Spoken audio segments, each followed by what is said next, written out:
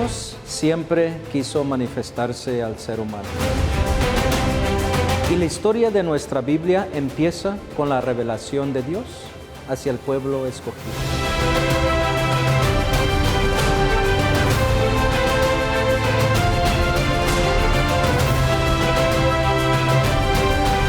Nuestra Iglesia Católica es una maestra que nos enseña a todos nosotros la doctrina que nos dejaron nuestros apóstoles y nuestro Señor Jesucristo. Y somos parte de esta historia.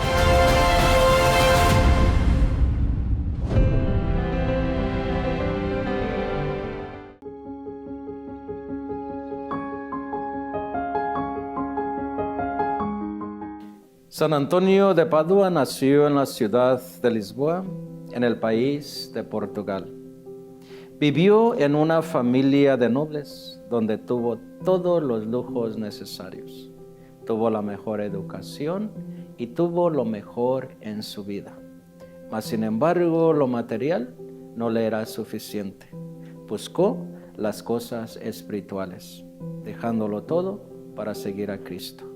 ¿Quieres escuchar un poquito más de la vida de San Antonio? Quédate con nosotros y ya regresamos.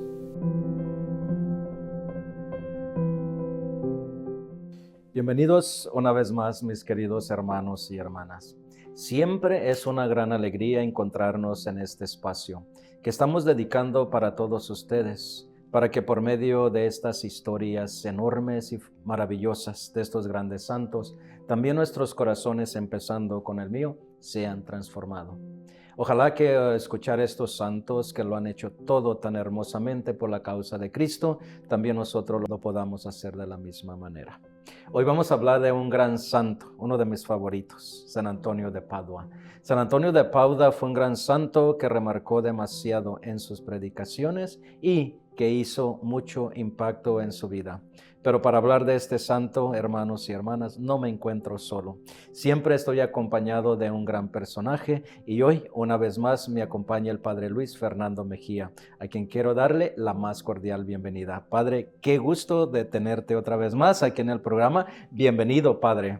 Muchísimas gracias, Padre. Bueno, y contentos, ¿verdad?, de continuar escuchando, ¿verdad?, estas historias, como tú lo dijiste, no tan hermosas, que nos tocan, ¿verdad?, y que podemos entender que no fueron historias fáciles, pero que al final de cuentas el amor por Cristo, ¿verdad?, los hizo que vencieran muchos obstáculos, muchas dificultades.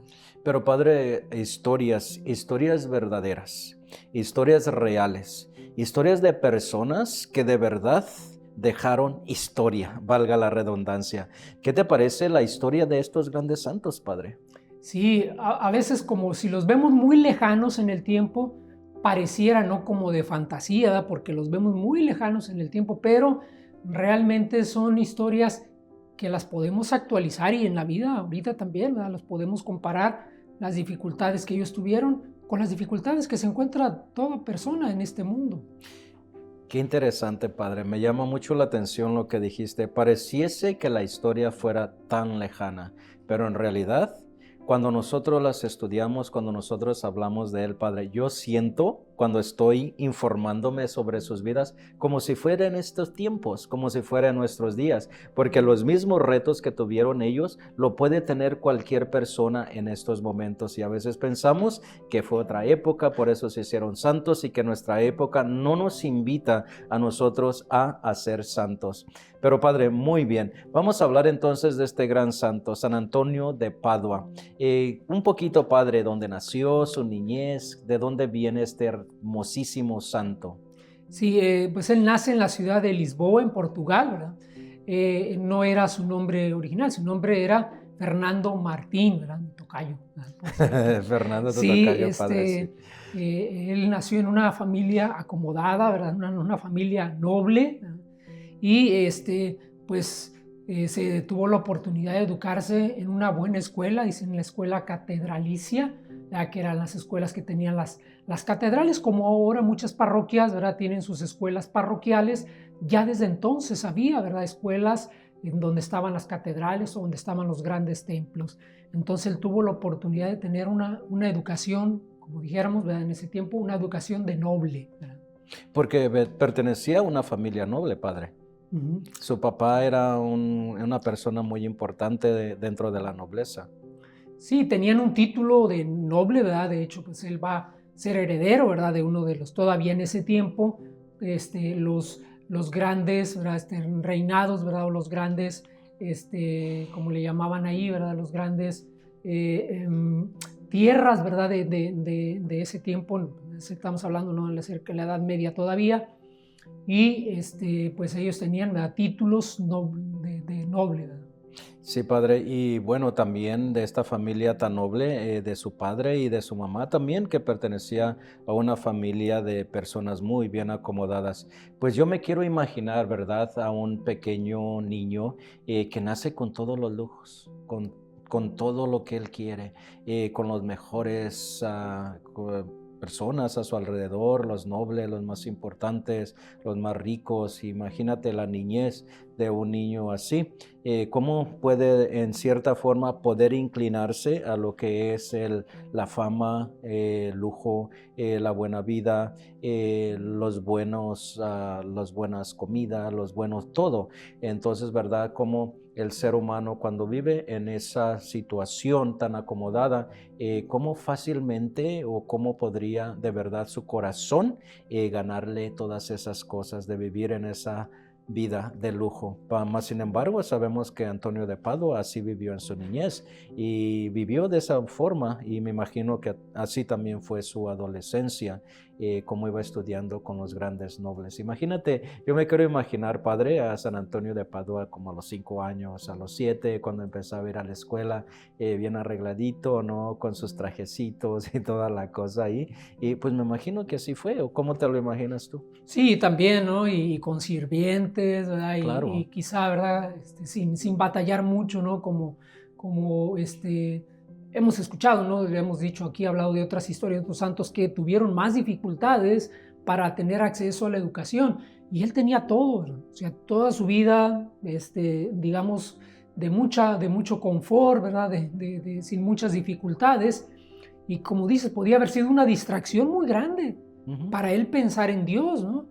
Mucha Mm. gente a veces dice, no, pues los ricos, ¿verdad? No tienen tiempo para pensar en Dios.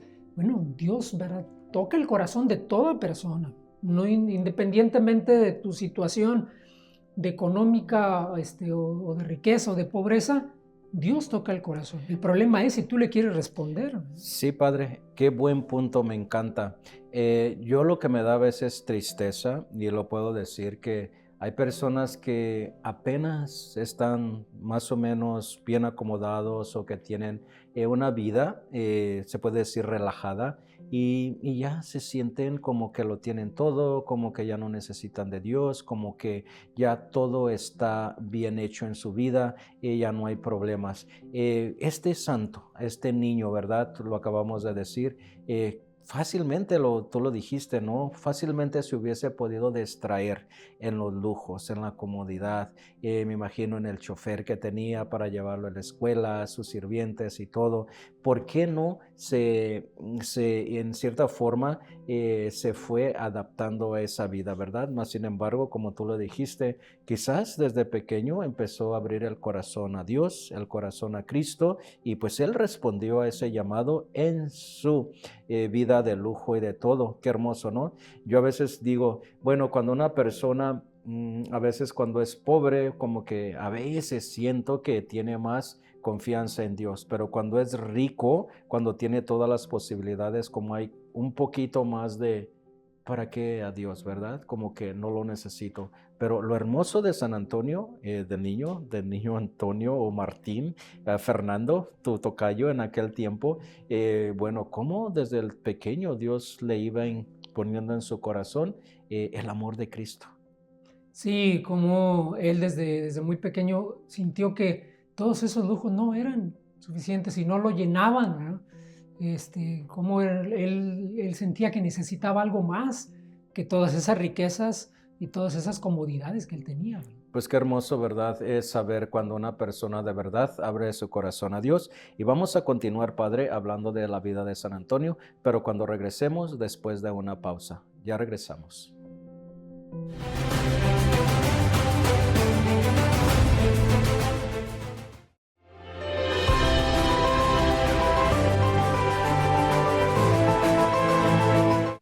Pues definitivamente que San Antonio de Padua fue una persona que desde pequeño, a pesar de vivir en lujos y en todo lo que estaba a su alrededor, sintió el deseo de algo más. Había algo muy importante que tú mencionabas, padre. A veces los lujos, a veces el dinero no llena al ser humano. Y a veces siento que muchas personas piensan que las cosas materiales los van a llenar y les van a dar una felicidad totalmente, pero nosotros sabemos que no. Y muchas personas, grandes santos y santas, lo han entendido muy bien, que lo han tenido todo, mas sin embargo sienten el deseo de algo más, una trascendencia, algo más que les pueda llenar aquel corazón que tienen y que buscan la felicidad. Y nosotros vemos como San Antonio de Padua o Fernando Martín, antes de ser este gran santo, él sintió eso, padre. Y pues vemos, padre, vamos a hablar un poquito ahora de que se entra al seminario, a una orden muy, muy famosa que son los agustinos. Hablemos un poquito de eso, padre.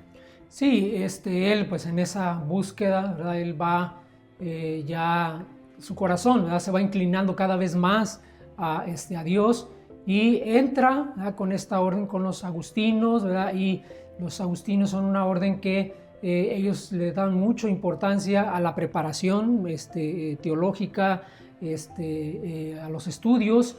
Entonces él se empieza a preparar ahí, pero siempre en su corazón él tenía el deseo de la misión, de ir a evangelizar.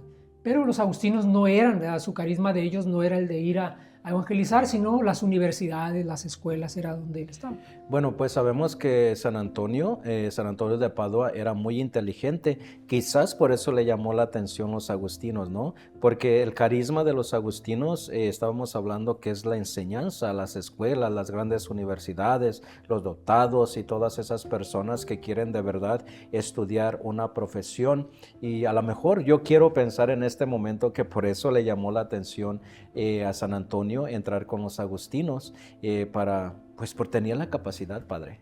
Era súper inteligente y me imagino que él sentía el deseo de aprender más y de saber más. Y sabemos que lo hizo. Vamos a hablar un poquito más adelante que él estudió los más famosos teólogos, los grandes teólogos, y que los aprendió perfectamente porque tenía una capacidad enorme. Entonces los agustinos se dedican más que todo a la enseñanza y él no se sentía a gusto ahí.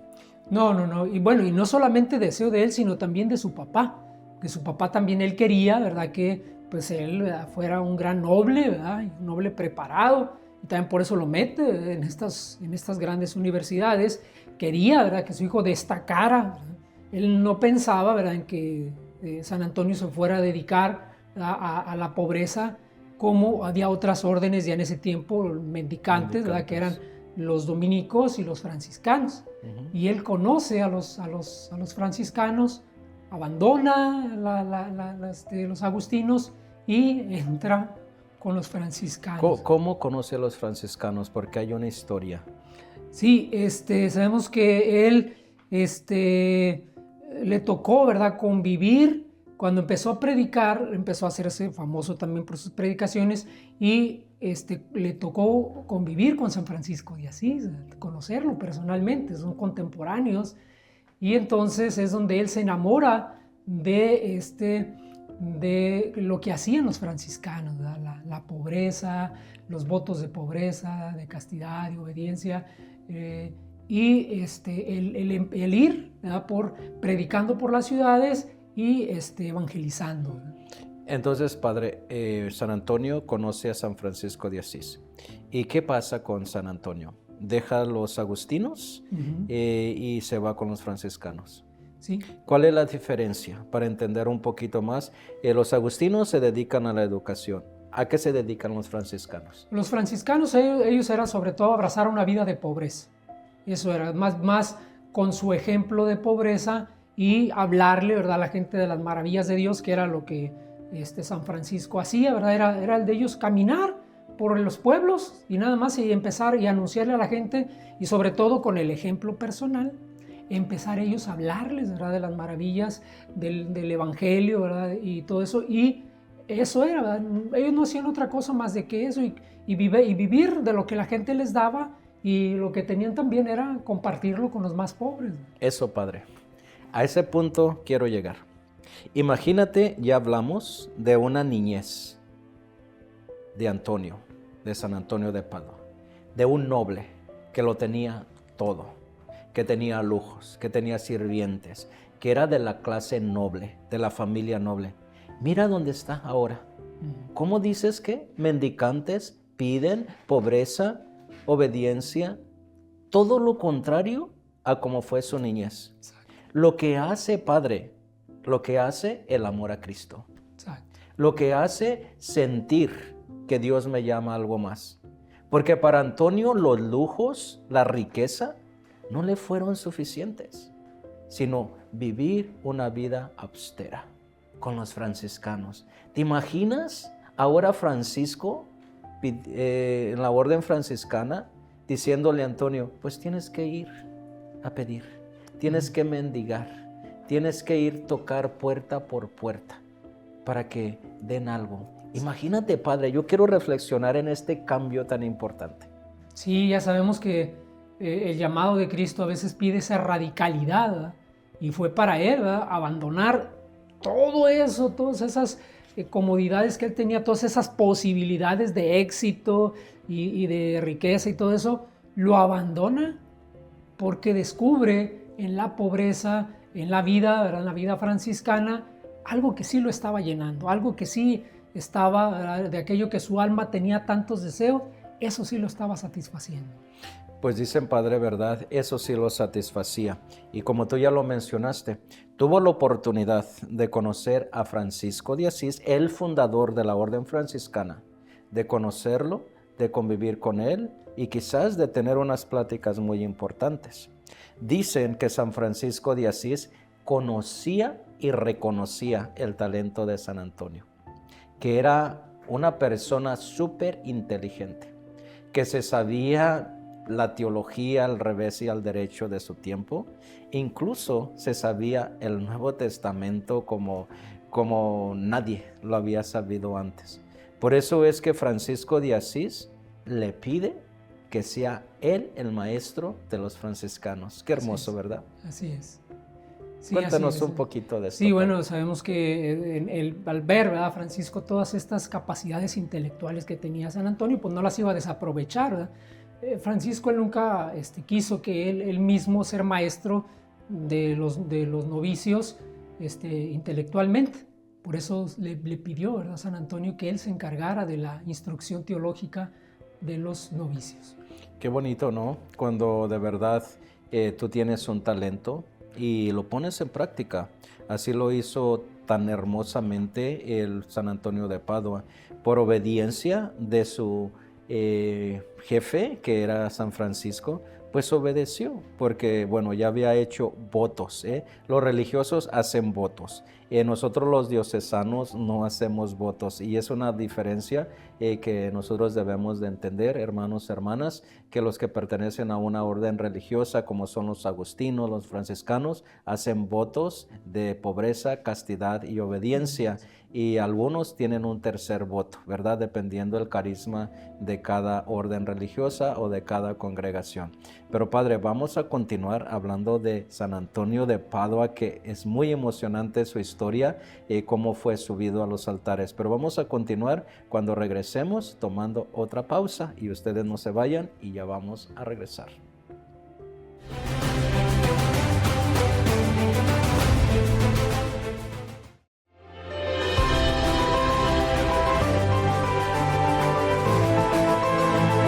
Como maestro, Padre, San Antonio de Padua se destacó muchísimo.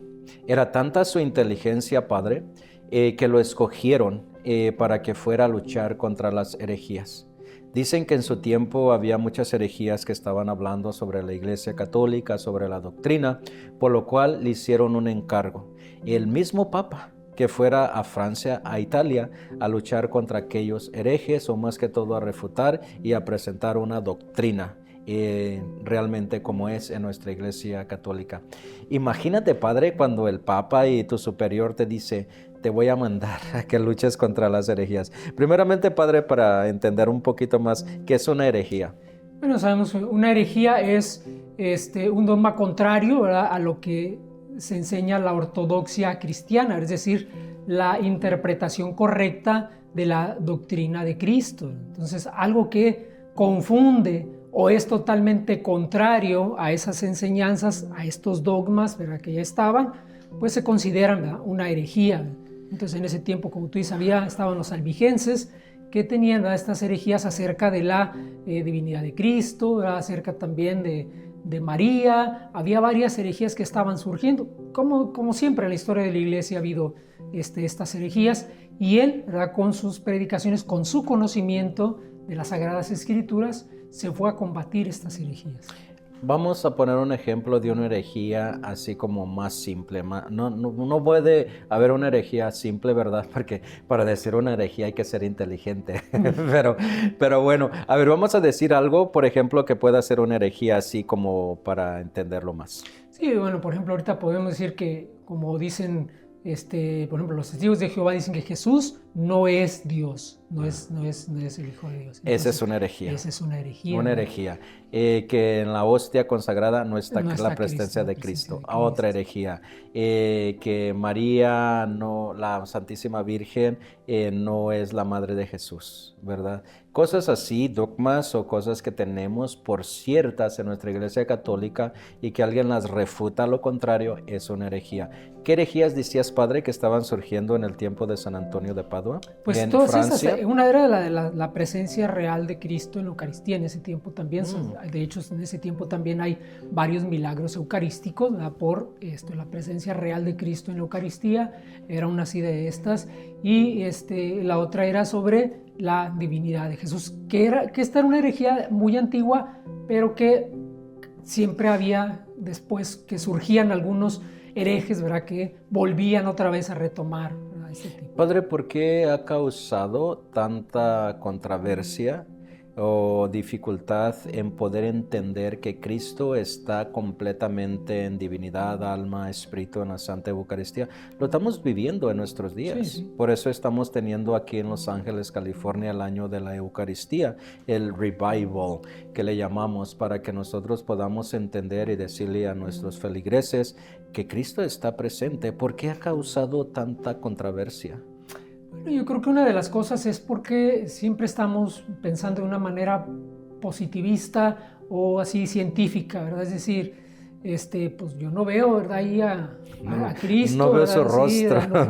No veo su rostro, ¿no? Entonces, yo creo que uno de los grandes problemas es que queremos ver, ¿verdad?, y pues estas realidades, ¿verdad?, que son realidades divinas, no se ven, ¿verdad?, con los ojos físicos, sino con los ojos de la fe, ¿verdad?, con lo que es nuestra fe. Entonces, por eso les cuesta cuánto trabajo. ¿Por qué? Porque la gente ahorita quiere así pruebas positivas, ¿verdad?, pruebas científicas que se pueda comprobar, ¿verdad? Y aunque ha habido incluso, ¿verdad?, también parte de la ciencia, eso pues, no ha sido suficiente. Padre, ¿no será también que el ser humano quiere apartar la presencia de Dios y le incomoda un poquito tener a un Cristo vivo y que ellos no pueden o ellas no puedan acercarse y prefieren mejor negarle en lugar de aceptarle? Sí, va a ser muchas, ¿no? Muchas cosas las que hacen, ¿verdad?, que una persona pueda perder esa fe o tenga esas dudas de fe, ¿no? Pueden ser varias circunstancias, y una de las cosas, pues lo primero es el rechazo de Dios en el corazón, ¿no? Claro. Es la primera, ¿verdad?, para negar este tipo de verdades divinas, ¿no? Es donde empieza la maldad, es donde empieza la duda. Los ojos al corazón y luego a la palabra. Así es como funciona una herejía y claro, todas las cosas que nos apartan de Dios. Pero Padre, sabemos que San Antonio de Padua fue tan famoso que incluso el Papa Gregorio le tenía una gran admiración por cómo predicaba. Cómo se sabía el Nuevo Testamento, dicen que en sus predicaciones, Padre, metía tanto el Nuevo Testamento que era una hermosura. Parecía como que estaba intercalando sus palabras con el Nuevo Testamento y que sus homilías eran súper lindas. Por eso dicen que el Papa Gregorio, fíjate, el mismo Papa, qué bonito, ¿no?, que el mismo Papa le haya dicho el arca del Nuevo Testamento. ¿Qué significa el arca del Nuevo Testamento en una persona, Padre? Cuando se refiere al arca, no se refiere a donde estaban todos aquellos signos, ¿no?, de la presencia de Dios. Entonces el arca sería lo que guarda, ¿verdad? Un arca es algo de lo que guarda. Entonces decías, el arca, San Antonio representaba algo donde tenía guardado todo el Nuevo Testamento, ¿verdad? O sea, tenía dentro de él todo el Testamento. Nuevo Testamento, sí. Por eso fácilmente lo podía explicar y lo podría poner en sus homilías. Pues Padre, dicen que sus homilías eran tan hermosas que la gente empezó a escuchar de su fama y empezaron a venir gentes de las ciudades cercanas, de los pueblos cercanos, que ya las iglesias no eran suficientes para acomodar a las personas que venían a escucharlo. Por eso tuvo que oficiar la Santa Misa al aire libre. Imagínate, Padre, eso. Sí, se cuentan tantos prodigios, ¿verdad?, acerca de no solo sus predicaciones, ¿no?, sino también, él tiene también muchos, incluso milagros eucarísticos, ¿verdad?, atribuidos también a él, ¿verdad?, sobre esa presencia real de ¿Te acuerdas de Cristo. alguno, Padre? ¿De algún milagro? Sí, hay uno muy como que la gente conoce mucho, ¿no? Cuando él llevaba el Santísimo, y mucha gente lo estaba ignorando. Y el único que se inclinó fue una mula. Una mula. Que fue la que se inclinó. Es una de las imágenes más hermosas. Conocidas. Sí. Sí, pues dicen que enfermó, ¿verdad? Y en su enfermedad, Padre, se le reveló el niño Jesús. Sí. Por eso en su imagen, cuando ven a San Antonio de Padua, lo ven abrazado con un niño, porque fue el niño Jesús quien se le ha revelado. Padre, ¿cómo murió? Sí, bueno, ya él muere de una enfermedad que llaman la hidroposia, y después, dice, de la Pascua del 1231, ya descansó, dice, descansó en paz. Y sí, también todavía, o sea, después de muerto, siguieron a hacerse muchos prodigios atribuidos también a su intercesión. Sus sermones más grandes, Padre, y más relevantes fueron los que hizo en la Cuaresma de 1231, que fue su punto alto de su vida y por la cual es muy famoso. Pues que descanse en paz y que nos ayude para llegar un día a la felicidad eterna junto con el Padre. Muchísimas gracias por habernos acompañado en este programa. Al contrario, muchas gracias, y también muchas gracias a toda la gente que sigue viendo estos programas, ¿verdad? Mucha gente me ha dicho, Padre, qué bonitos están los programas. Los dejamos con la bendición. Claro. Los dos. Que Dios Todopoderoso nos los bendiga, los acompañe, los proteja de todo mal y de todo peligro. En el nombre del Padre, del Hijo y del Espíritu Santo. Amén. Nos vemos la próxima.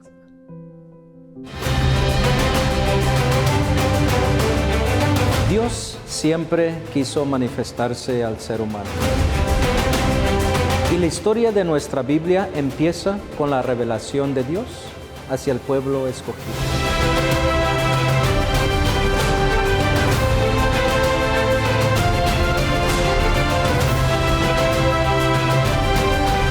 Nuestra Iglesia Católica es una maestra que nos enseña a todos nosotros la doctrina que nos dejaron nuestros apóstoles y nuestro Señor Jesucristo.